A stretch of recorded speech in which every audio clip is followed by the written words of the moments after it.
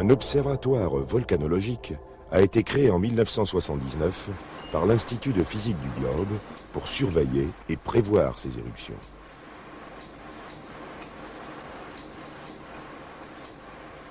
Les volcanologues ont constaté qu'avant une éruption, le volcan est soulevé par la poussée du magma profond. Les variations d'inclinaison des pentes se mesurent à l'aide d'inclinomètres installés sur les flancs du volcan.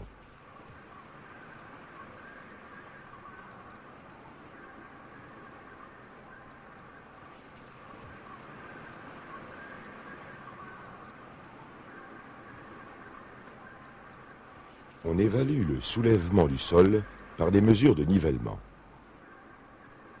En se soulevant, le volcan se dilate, changeant la taille du cratère. Les dimensions du cratère sont mesurées avec un distancemètre. Cet appareil émet un rayon lumineux réfléchi par un miroir. Le temps de l'aller-retour donne la distance avec très grande précision.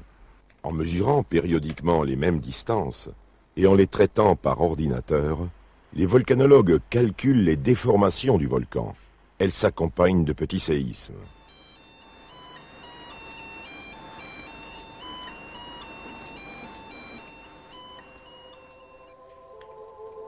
Les données des sismographes sont stockées et analysées pour localiser les séismes et déterminer leurs caractéristiques.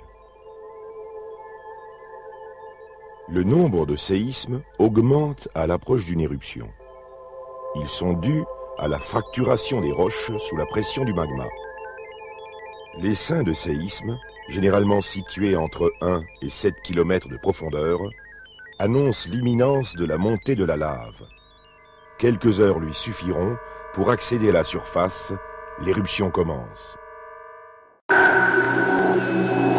Qu'est-ce qui se passe là? Il n'y a plus que le sommet et on ne voit pas rien sur un NTR. Si cette fois-ci ça sent pas, ça sautera plus tard. Avec plus de 50 séismes en un quart d'heure, le doute n'est plus permis. L'éruption est proche. Tous les capteurs indiquent que le magma se rapproche dangereusement de la surface. À partir de cet instant, le réseau sismique doit leur permettre de suivre le trajet du magma en temps réel.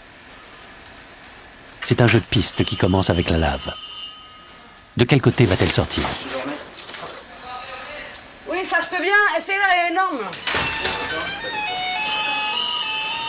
Ça sort au sud-est? Pour moi, regarde les dernières inflations que j'ai. Bon là, faut se méfier, Bory n'est pas calculé parce qu'il ne peut pas transmis. Hein. Mais bon, ça remonte déjà à 5 minutes, il faut que je fasse les nouvelles. Sud-est. Ouais, c'est par là hein, que ça gonfle. Ça va sortir par là. D'un autre côté, ça gonfle aussi par là, hein, ça peut être nord-est. Les intuitions se mélangent aux certitudes scientifiques. Car les volcanologues n'ont que quelques minutes pour anticiper le point de sortie de l'éruption. C'est pas grave. Ça a l'air de migrer vers le sud-est dans cette zone. Flanc sud-est. Déflation là ici, comme si c'était au sommet. Au-delà de leurs tâches scientifiques, l'importance de leurs prévisions repose aussi sur un enjeu de sécurité civile. Ça aussi là, hein, donc quelque part par là.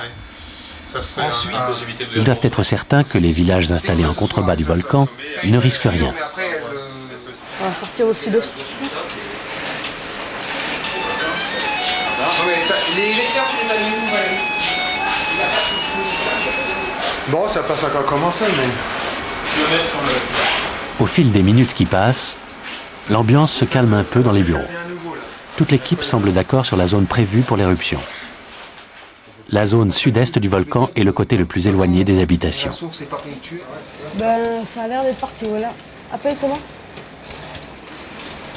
Un quart d'heure plus tard, la faille terrestre est effectivement identifiée sur le sismographe. Elle correspond parfaitement à la zone anticipée. L'équipe de terrain doit à présent se préparer pour découvrir l'ampleur de l'éruption.